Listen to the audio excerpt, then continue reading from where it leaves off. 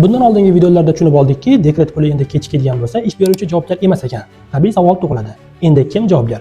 Batafsil tushuntirib beraman. Videoga like bosing va oxirigacha tomosha qiling. Yangi qabul qilingan tartibotga ko'ra, endi dekret puli Davlat ijtimoiy sug'urta jamg'armasi va moliyaviy agent, ya'ni bank xodimlari tomonidan to'lab beriladi.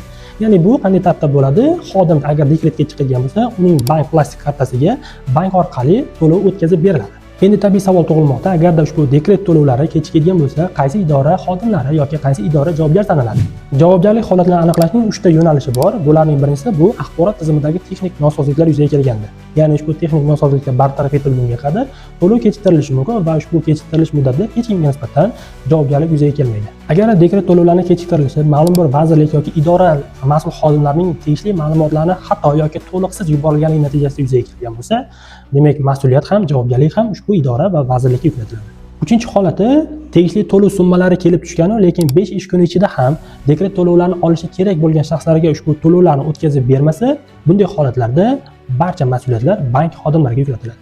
Bu haqda juda ham ko'pchilik bilmaydi. Ya'ni agarda dekret to'lovlari kechikadigan bo'lsa, ish beruvchi javobgar deb o'ylashadi. Siz bu haqda oldin bilarmidingiz yoki yo'q? Izohlarda yozib qoldiring. Sizda ham xuddi shu sohaga oid bo'lgan savollar mavjud bo'lsa, albatta video izohlarida batafsil yozib qoldiring yoki shunchaki savol qoldirsangiz ham bo'ladi.